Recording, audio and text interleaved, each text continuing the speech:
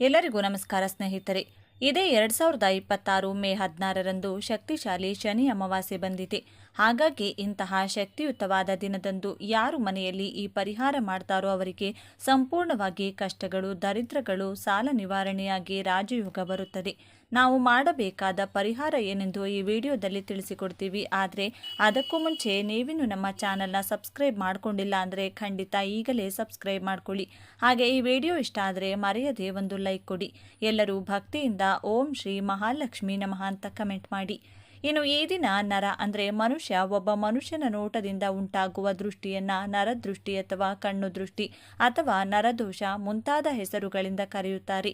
ನಮಗೆ ದೃಷ್ಟಿ ಆಗಬೇಕು ಅಂದರೆ ಬೇರೆ ವ್ಯಕ್ತಿಗಳು ನಮಗೆ ಕೆಟ್ಟದಾಗಬೇಕು ಅಂದ್ಕೊಂಡು ನೋಡೋ ಅಗತ್ಯ ಇಲ್ಲ. ಕೆಲವೊಮ್ಮೆ ಅತಿಯಾದ ಪ್ರೀತಿ, ಆಶ್ಚರ್ಯ, ಮೆಚ್ಚುಗೆ ಅಥವಾ ಆಸೆಯಿಂದ ನೋಡಿದರೂ ಕೂಡ ದೃಷ್ಟಿ ತಗುಲುತ್ತದೆ. ಆ ನೋಟವೇ ಒಂದು ನಕಾರಾತ್ಮಕ ಶಕ್ತಿಯಂತೆ ಬದಲಾಗಿ ನಮ್ಮ ಮೇಲೆ ಕೆಟ್ಟ ಪ್ರಭಾವ ತೋರಿಸುತ್ತದೆ.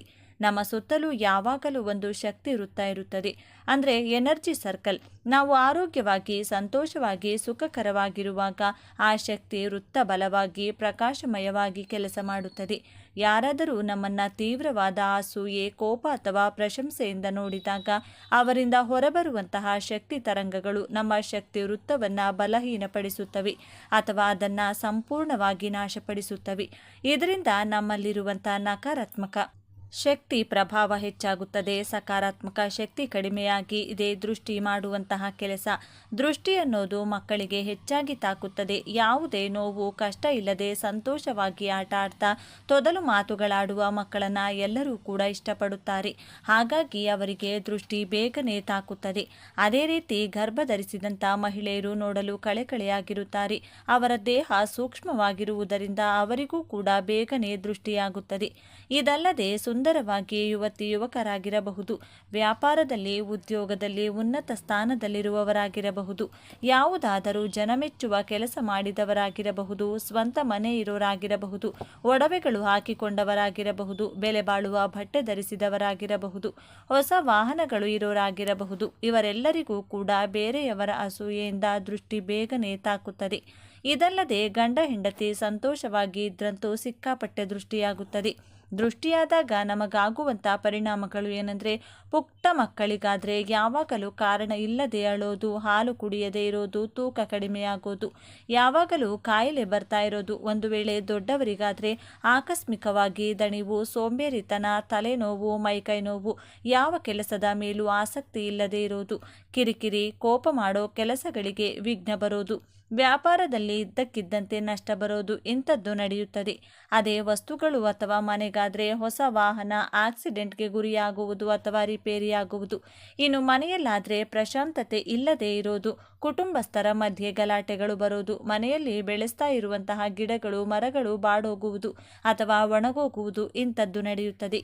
ಈ ರೀತಿ ನಿಮಗೂ ಕೂಡ ದೃಷ್ಟಿದೋಷ ಆಗಿದ್ರೆ ಈಗ ನಾನು ಹೇಳುವಂತಹ ಈ ಪರಿಹಾರವನ್ನು ಅಮಾವಾಸ್ಯೆ ದಿನ ಮಾಡಿಕೊಂಡ್ರೆ ನಿಮಗಿರೋ ಅಥವಾ ನಿಮ್ಮ ವಾಹನ, ಮನೆ, ಮಕ್ಕಳು ಮುಂತಾದವರಿಗೆ ಇರುವಂಥ ದೃಷ್ಟಿದೋಷ, ನರದೃಷ್ಟಿ, ಕಣ್ಣು ದೃಷ್ಟಿ ಎಲ್ಲ ಹೋಗಿ ನಿಮ್ಮ ಕುಟುಂಬ, ನಿಮ್ಮ ಮನೆ ಚೆನ್ನಾಗಿರುತ್ತದೆ.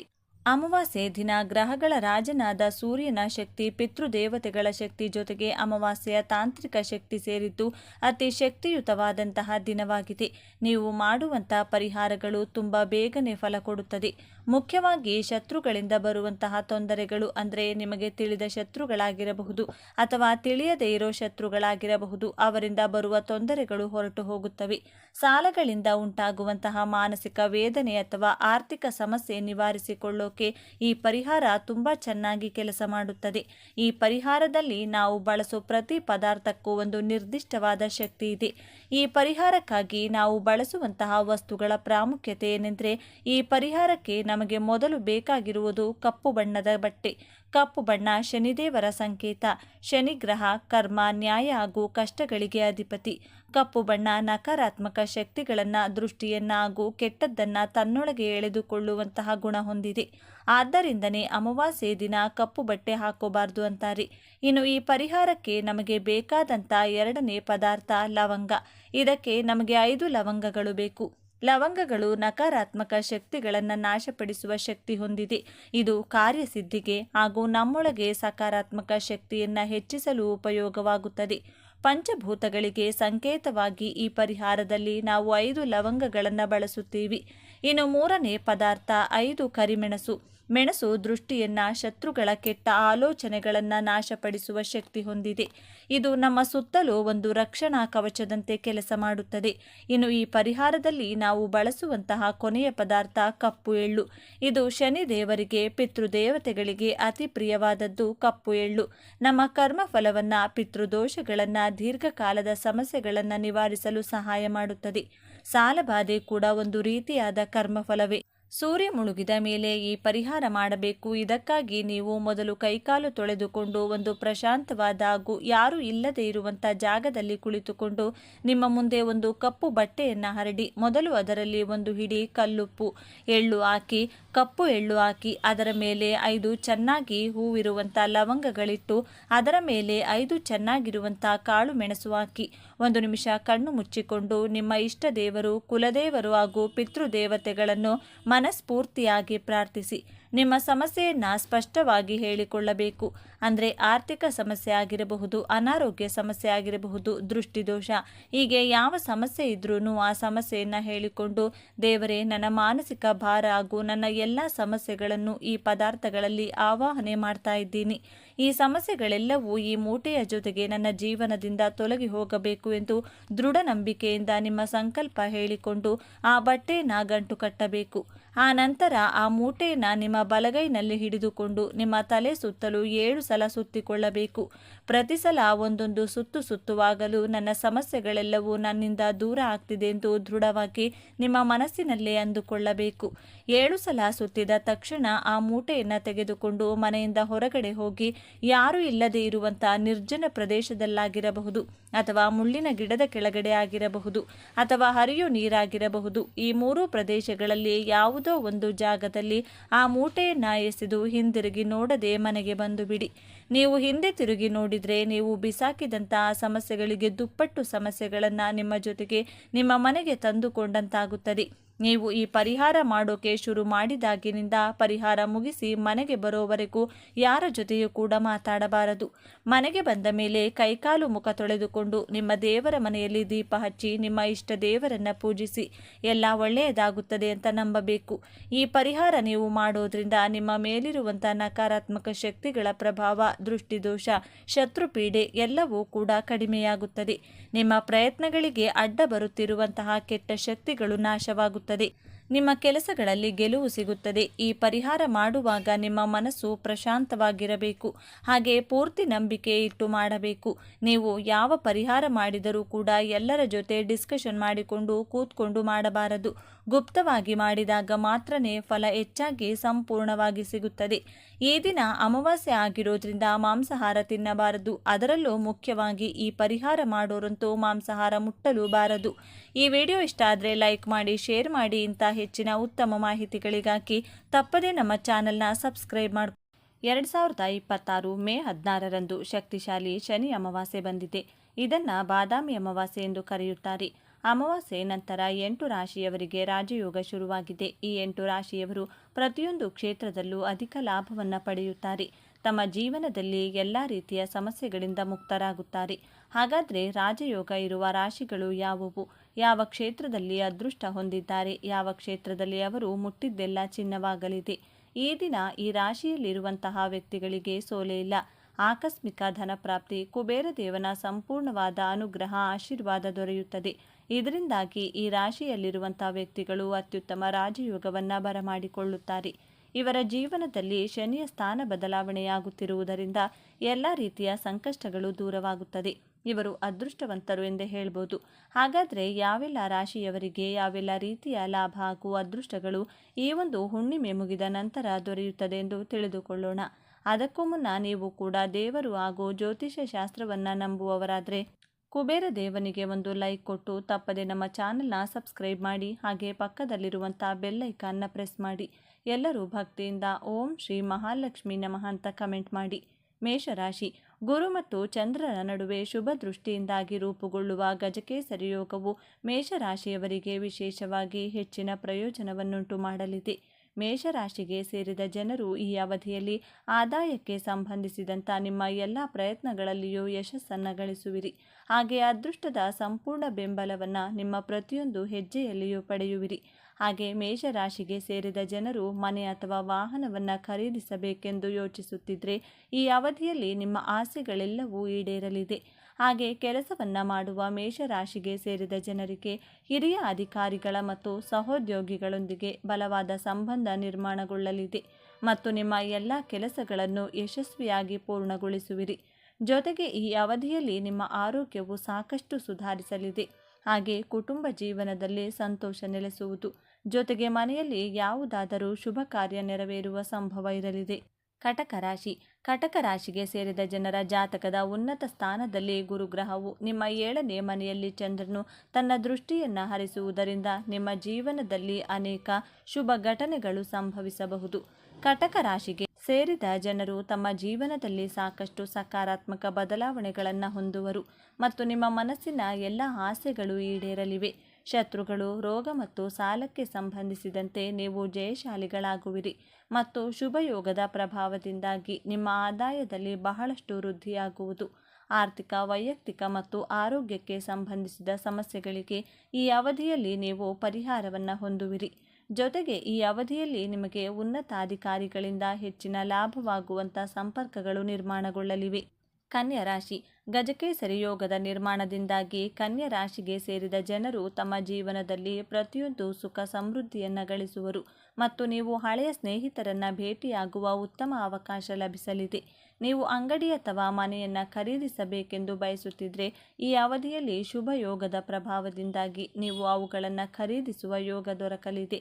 ಜೀವನಕ್ಕೆ ಸಂಬಂಧಿಸಿದಂತೆ ಕನ್ಯಾ ರಾಶಿಗೆ ಸೇರಿದ ಜನರು ಅನೇಕ ಲಾಭವನ್ನು ಪಡೆಯುವರು ಮತ್ತು ಪದವಿ ಹಾಗೂ ಪ್ರತಿಷ್ಠೆಯಲ್ಲಿ ವೃತ್ತಿಯನ್ನು ಹೊಂದುವುದರೊಂದಿಗೆ ಉತ್ತಮ ಬದಲಾವಣೆಗಳನ್ನು ಹೊಂದುವಿರಿ. ಈ 3 ದಿನಗಳಲ್ಲಿ ನಿರ್ಧಾರವನ್ನು ತೆಗೆದುಕೊಳ್ಳುವುದರಿಂದ ನಿಮಗೆ ಸಾಕಷ್ಟು ಶುಭ ಫಲಗಳ ಪ್ರಾಪ್ತಿಯಾಗುವುದು ಖಂಡಿತ. ಸಂಪತ್ತಿಗೆ ಸಂಬಂಧಿಸಿದಂತೆ ಈ ಅವಧಿಯಲ್ಲಿ ಲಾಭವನ್ನು ಪಡೆಯುವಿರಿ ಮತ್ತು ನಿಮ್ಮ ಸುಖ ಸಮೃದ್ಧಿಯಲ್ಲಿ ಹೆಚ್ಚಳವಾಗಲಿದೆ. ತುಲಾರಾಶಿ. ತುಲಾರಾಶಿಗೆ ಸೇರಿದ ಜನರ ಜಾತಕದ 10ನೇ ಮನೆಯಲ್ಲಿ ಚಂದ್ರ ಮತ್ತು ಗುರು ಗ್ರಹಗಳು ಪರಸ್ಪರ ದೃಷ್ಟಿ ಹರಿಸುವುದರಿಂದ ಗಜಕೇಸರಿ ಯೋಗವು ನಿರ್ಮಾಣಗೊಳ್ಳುವುದು. ಗಜಕೇಸರಿ ಯೋಗದ ಶುಭ ಪ್ರಭಾವದಿಂದಾಗಿ ತುಲಾರಾಶಿಗೆ ಸೇರಿದ ಜನರ ಆದಾಯದಲ್ಲಿ ಸಾಕಷ್ಟು ವೃದ್ಧಿಯಾಗುವುದು. ಹಾಗೆ ನೀವು ಹಠಾತ್ ಲಾಭವನ್ನು ಪಡೆಯುವ ಸಂಭವವಿದೆ. ಉದ್ಯೋಗದಲ್ಲಿ ನೀವು ಸಮೃದ್ಧಿಯನ್ನು ಹೊಂದುವಿರಿ ಮತ್ತು ವ್ಯಾಪಾರವನ್ನು ವಿಸ್ತರಿಸಲು ಉತ್ತಮ ಯೋಜನೆಗಳನ್ನು ರೂಪಿಸುವಿರಿ. ತುಲಾರಾಶಿಗೆ ಸೇರಿದ ಜನರ ಆರೋಗ್ಯವು ಈ ಅವಧಿಯಲ್ಲಿ ಸುಧಾರಿಸಲಿದೆ ಮತ್ತು ಶಾರೀರಿಕ ಹಾಗೂ ಮಾನಸಿಕವಾಗಿ ನೀವು ಬಲವಾದ ಸ್ಥಿತಿಯಲ್ಲಿರುವಿರಿ. ಈ ಶುಭಯೋಗದ ಪ್ರಭಾವದಿಂದಾಗಿ ತುಲಾರಾಶಿಗೆ ಸೇರಿದ ಜನರು ಲಾಭದಾಯಕ ಸಂಪರ್ಕಗಳನ್ನು ಪಡೆಯುವರು ಮತ್ತು ಮನೆಯಲ್ಲಿ ಸಂತೋಷಮಯವಾದ ವಾತಾವರಣವಿರಲಿದೆ. ಸಂಗಾತಿಯ ಸಹಾಯದಿಂದ ಸಂಪತ್ತು ಖರೀದಿಸುವ ಯೋಗ ಲಭಿಸುವುದು. ವೃಶ್ಚಿಕ ರಾಶಿ. ವೃಶ್ಚಿಕ ರಾಶಿಗೆ ಸೇರಿದ ಜನರ ಜಾತಕದ ಅದೃಷ್ಟದ ಮನೆಯಲ್ಲಿ ಗುರುವಿನೊಂದಿಗೆ ಚಂದ್ರನ ಪರಸ್ಪರ ದೃಷ್ಟಿ ಹರಿಸುವುದರಿಂದ ಗಜಕೇಸರಿ ಯೋಗದ ನಿರ್ಮಾಣವಾಗುವುದು.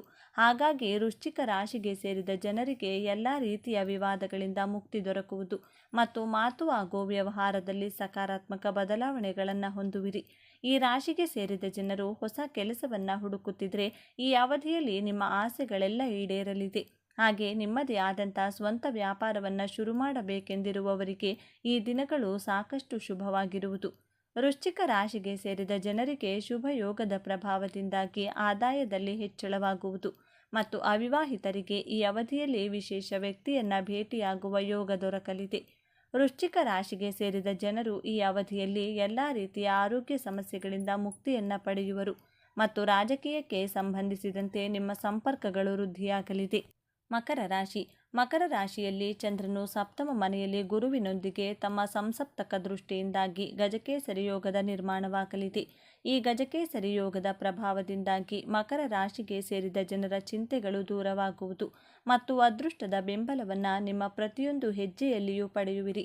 ಹಾಗಾಗಿ ಮಕರ ರಾಶಿಗೆ ಸೇರಿದ ಜನರು ಉತ್ತಮ ಬುದ್ಧಿವಂತಿಕೆಯನ್ನು ಹೊಂದುವರು ಮತ್ತು ನೀವು ಮಹತ್ವಪೂರ್ಣವಾದ ನಿರ್ಧಾರವನ್ನು ತೆಗೆದುಕೊಳ್ಳಲು ಈ ಅವಧಿಯು ಬಹಳ ಉತ್ತಮವಾಗಿರಲಿದೆ. ಇದರಿಂದಾಗಿ ಭವಿಷ್ಯದಲ್ಲಿ ಸಾಕಷ್ಟು ಲಾಭವನ್ನು ಪಡೆಯುವಿರಿ. ಹಾಗೆ ಕೆಲಸಕ್ಕೆ ಸಂಬಂಧಿಸಿದಂತೆ ನೀವು ದೊಡ್ಡ ಯಶಸ್ಸನ್ನು ಗಳಿಸುವಿರಿ ಮತ್ತು ನಿಮ್ಮ ಆರ್ಥಿಕ ಸ್ಥಿತಿ ಬಲಗೊಳ್ಳಲಿದೆ. ಶತ್ರು, ರೋಗ ಮತ್ತು ಸಾಲಕ್ಕೆ ಸಂಬಂಧಿಸಿದಂತೆ ಸಮಸ್ಯೆಗಳಿಂದ ಈ ಅವಧಿಯಲ್ಲಿ ನೀವು ಮುಕ್ತಿಯನ್ನು ಪಡೆಯುವಿರಿ. ಜೊತೆಗೆ ಈ ಸಮಯದಲ್ಲಿ ನಿಮ್ಮ ಆದಾಯದಲ್ಲಿ ಸಾಕಷ್ಟು ವೃದ್ಧಿಯಾಗುವುದು ಮತ್ತು ಅಂಗಡಿ ಅಥವಾ ವಾಹನವನ್ನು ಖರೀದಿಸುವ ಯೋಗ ನಿರ್ಮಾಣಗೊಳ್ಳಲಿದೆ. ಅಕ್ಟೋಬರ್ ತಿಂಗಳ ಕೊನೆಯ ದಿನಗಳಲ್ಲಿ ನೀವು ಸಾಕಷ್ಟು ಶುಭ ಸುದ್ದಿಯನ್ನು ಪಡೆಯುವ ಯೋಗವೂ ಕೂಡ ಲಭಿಸುವುದು. ಮಿಥುನ ರಾಶಿ. ಮಿಥುನ ರಾಶಿಗೆ ಸೇರಿದ ಜನರಿಗೆ ವಿಶೇಷವಾಗಿ ಸಾಕಷ್ಟು ಲಾಭ ದೊರಕುವುದು. ಈ ಅವಧಿಯಲ್ಲಿ ಕೆಲಸವನ್ನು ಮಾಡುವ ಮಿಥುನ ರಾಶಿಗೆ ಸೇರಿದ ಜನರಿಗೆ ಪ್ರಗತಿ ದೊರಕುವ ಅವಕಾಶ ಸಾಕಷ್ಟು ಹೆಚ್ಚಾಗಿ ಲಭಿಸಲಿದೆ. ಈ ಸಮಯದಲ್ಲಿ ಮಿಥುನ ರಾಶಿಗೆ ಸೇರಿದ ವಿದ್ಯಾರ್ಥಿಗಳಿಗೆ ಶಾರೀರಿಕ ಉತ್ಸಾಹದಲ್ಲಿ ಬಹಳಷ್ಟು ಹೆಚ್ಚಳವಾಗುವುದು ಮತ್ತು ಯಶಸ್ಸು ಗಳಿಸುವ ಸಂಭವ ಸಾಕಷ್ಟು ವೃದ್ಧಿಯಾಗಲಿದೆ. ಈ ಅವಧಿಯಲ್ಲಿ ಮಿಥುನ ರಾಶಿಗೆ ಸೇರಿದ ವ್ಯಾಪಾರವನ್ನು ಮಾಡುವ ಜನರಿಗೆ ಹೆಚ್ಚಿನ ಲಾಭವನ್ನು ಪಡೆಯಲು ಉತ್ತಮ ಅವಕಾಶಗಳ ಪ್ರಾಪ್ತಿ ಕೂಡ ಆಗುವುದು. ಮಂಗಳನ ಶುಭ ಪ್ರಭಾವದಿಂದಾಗಿ ಮಿಥುನ ರಾಶಿಗೆ ಸೇರಿದ ಜನರು ತಮ್ಮ ಕಠಿಣ ಪರಿಶ್ರಮಕ್ಕೆ ತಕ್ಕ ಪ್ರತಿಫಲವನ್ನು ಈ ಸಂದರ್ಭದಲ್ಲಿ ಪಡೆಯಲಿದ್ದಾರೆ. ಬುಧನ ನಕ್ಷತ್ರದಲ್ಲಿ ಮಂಗಳನ ಸಂಚಾರದಿಂದಾಗಿ ನಿಮ್ಮ ಮನೆಯಲ್ಲಿ ಸುಖ ಸಮೃದ್ಧಿ ಹೆಚ್ಚಾಗುವುದು. ಜೊತೆಗೆ ಶಾಂತಿಯುತ ವಾತಾವರಣ ಇರುವುದರಿಂದ ಸಾಕಷ್ಟು ಸಕಾರಾತ್ಮಕ ಫಲಿತಾಂಶಗಳನ್ನು ಈ ಸಂದರ್ಭದಲ್ಲಿ ಮಿಥುನ ರಾಶಿಗೆ ಸೇರಿದ ಜನರು ಪಡೆಯಲಿದ್ದಾರೆ. ಈ ಸಮಯದಲ್ಲಿ ಹೊಸ ಜನರೊಂದಿಗೆ ನಿಮ್ಮ ಪರಿಚಯ ಹೆಚ್ಚುತ್ತದೆ ಮತ್ತು ಸಾಮಾಜಿಕ ಸಂಪರ್ಕಗಳು ವೃದ್ಧಿಯಾಗುತ್ತದೆ. ವೃತ್ತಿಯಲ್ಲಿ ನಿಮಗೆ ಪ್ರಗತಿಯ ಅವಕಾಶಗಳು ಬಹಳಷ್ಟು ಸಿಗುತ್ತವೆ ಮತ್ತು ನಿಮ್ಮ ಆತ್ಮವಿಶ್ವಾಸ ಹೆಚ್ಚಾಗುತ್ತದೆ. ಮೀನರಾಶಿ. ಮೀನರಾಶಿಗೆ ಸೇರಿದ ಜನರಿಗೆ ಬಹಳಷ್ಟು ಶುಭ ಫಲಗಳ ಪ್ರಾಪ್ತಿಯಾಗುವುದು.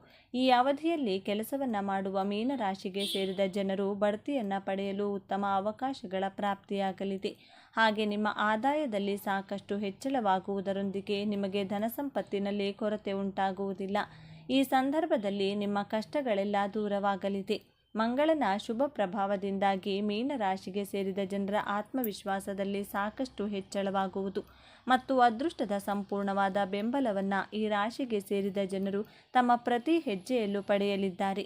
ಮೀನರಾಶಿಗೆ ಸೇರಿದ ಜನರು ಈ ಅವಧಿಯಲ್ಲಿ ಶಾರೀರಿಕವಾಗಿ ಉತ್ತಮ ಸಾಮರ್ಥ್ಯವನ್ನು ಹೊಂದುವರು. ಹಾಗೆ ಮಂಗಳನ ನಕ್ಷತ್ರ ಬದಲಾವಣೆಯಿಂದಾಗಿ ಮೀನರಾಶಿಗೆ ಸೇರಿದ ಜನರ ಮನೆಯಲ್ಲಿ ಸುಖ ಶಾಂತಿ ಹೆಚ್ಚಾಗಿ ನೆಲೆಸುವುದು. ಜೊತೆಗೆ ಕೆಲಸವನ್ನು ಮಾಡುವ ಈ ರಾಶಿಯವರಿಗೆ ಪ್ರಗತಿಗಾಗಿ ಅತ್ಯುತ್ತಮವಾದ ಅವಕಾಶಗಳು ಈ ಸಂದರ್ಭದಲ್ಲಿ ಗೋಚರಿಸಲಿದೆ. ಕುಟುಂಬದಲ್ಲಿ ಯಾರಿಗಾದರೂ ಆರೋಗ್ಯ ಸಂಬಂಧಿತ ಸಮಸ್ಯೆ ಇದ್ದರೆ ಅವರಿಗೆ ಪರಿಹಾರ ದೊರೆಯುತ್ತದೆ ಮತ್ತು ಕುಟುಂಬದೊಂದಿಗೆ ಯಾವುದಾದರೂ ತೀರ್ಥ ಸ್ಥಳಕ್ಕೆ ಹೋಗಲು ಯೋಜನೆಯನ್ನು ರೂಪಿಸುವಿರಿ. ಈ ಅವಧಿಯಲ್ಲಿ ಕುಟುಂಬದ ಯಾರಾದರೂ ಸದಸ್ಯರಿಗೆ ವಿವಾಹದ ಯೋಗ ದೊರಕಬಹುದು. ಈ ಮಾಹಿತಿ ನಿಮಗೆ ಇಷ್ಟವಾಗಿದೆ ಎಂದು ನಾನು ಭಾವಿಸ್ತೇನೆ. ಈ ಮಾಹಿತಿಯನ್ನು ಲೈಕ್ ಮಾಡಿ, ಶೇರ್ ಮಾಡಿ, ನಮ್ಮ ಚಾನಲ್ನ ಸಬ್ಸ್ಕ್ರೈಬ್ ಮಾಡ್ಕೊಳ್ಳಿ. ಒಂದೊಳ್ಳೆ ಮಾಹಿತಿಯೊಂದಿಗೆ ಪುನಃ ಭೇಟಿಯಾಗೋಣ. ಅಲ್ಲಿಯವರೆಗೂ ನೋಡ್ತಾ ಇರಿ ನಮ್ಮ ಚಾನಲ್. ಎಲ್ಲರೂ ಭಕ್ತಿಯಿಂದ ಓಂ ಶ್ರೀ ಶನೇಶ್ವರ ನಮಃ ಅಂತ ಕಮೆಂಟ್ ಮಾಡಿ. ಧನ್ಯವಾದಗಳು.